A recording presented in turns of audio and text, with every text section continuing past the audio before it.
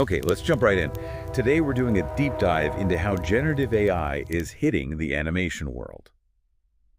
It's fascinating because it looks like it's splitting things down two very different roads. Exactly. It's this conflict, really, between maximum cost cutting and this pushback from labor, from the artists themselves. Right. So this split, this bifurcation thesis, we're seeing two clear models emerge, aren't we? We are. First, you've got generative replacement. This is the one everyone's worried about, AI basically taking over the jobs completely. The full substitution model. Yeah.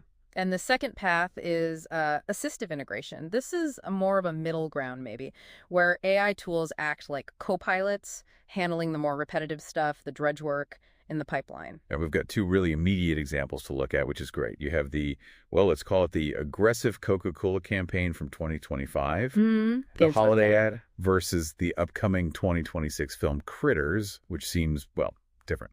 Totally different approaches. Let's start with Coke, the generative replacement example. The economics behind their holidays are coming commercial last year. Just wow. Tell us about the numbers. I heard the team size was tiny. Tiny is right. Just 5 AI specialists. 5. And they essentially did the work of what would traditionally be like a 50-person crew. 50 people down to 5. That's a massive reduction. And the timeline. Executives said, what normally takes, a year in advance for planning that big holiday push. Yeah. They crunched it down to 30 days, generated something like 70,000 video clips in that time. It's that 90% workforce cut scenario, but actually happening in advertising. But wasn't there a huge backlash? I remember animators calling it, like, awful, soulless. Oh, absolutely visceral. Uncanny Valley hellscape was one description I saw. People felt they sacrificed quality big time just for speed and cost. Okay, but here's the kicker, right? Did it matter to the average person watching? Well, that's the thing. The corporate line was pretty blunt. They basically said, look, the ad tested well with general consumers. Apparently, most people either didn't notice the AI slop, as critics called it, or they just didn't care. So the artistic complaints didn't really hurt its effectiveness from a business standpoint? It seems not, which confirms that, artistic integrity alone might be a weak defense if the economics work out so drastically. Which raises a huge question. If consumers don't mind, and it saves 90%, why wouldn't everyone just do this? Why bother with the assistive model? What's stopping the big studios? Okay, that brings us perfectly to the second path, assistive integration.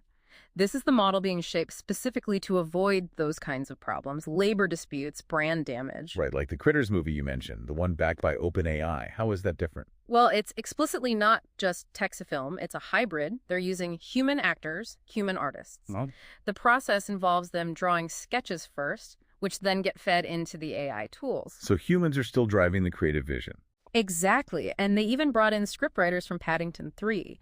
That signals pretty clearly that story, intent, the human element, that's still central. It's not just prompt engineering. And Netflix seems to be following this kind of path too, right? Yeah. Using AI for specific tasks. Yeah, Netflix is a great example of this co-pilot strategy. They seem focused on automating particular bottlenecks in their existing CGI pipeline, like using Gen AI for really complex scenes, say in The Eternaut. Or de-aging actors like we're apparently seeing in Happy Gilmore too. Precisely. It's about speeding up the time-consuming parts, the drudge work, not replacing the core creative roles. So again, why this more complex, probably more expensive hybrid approach for the big studios when Coca Cola just went full replacement? 2 words. Organized labor. The unions. The unions. That's the major force shaping how this tech gets implemented in Hollywood. There was a report commissioned by the Animation Guild, TAG. It found 75% of animation execs already admitted they were using Gen AI specifically to eliminate jobs. The report put a number on the threat. Potentially 21.4% of U.S. animation jobs gone by 2026. That's over 118,000 jobs. Wow, so the threat is quantified and very real. Extremely real. And the unions have leverage, particularly around training data. This whole idea of AI models being trained on copyrighted work without permission, the original sin, some call it. Right. TAG's big negotiation focus right now for 2024 through 2027 is preventing studios from using their members' work to train these AI models. That fight, that structural barrier, is basically stopping unionized Hollywood from going down that purely replacement path we saw with Coke in the ad world. So the resistance isn't stopping AI, but it's definitely changing how it's being rolled out in union environments. That's the key takeaway, I think. Conflict shapes implementation. The unions are pushing the industry towards this assistive integration model. AI becomes an accelerator, a tool for the grunt work, while humans keep control of the creative soul, the intent. Okay, so final thought then. If the big studios are sort of forced onto this co-pilot path because of union power, but we saw with Coca Cola that general consumers in the non-union ad world didn't really push back against the full replacement model.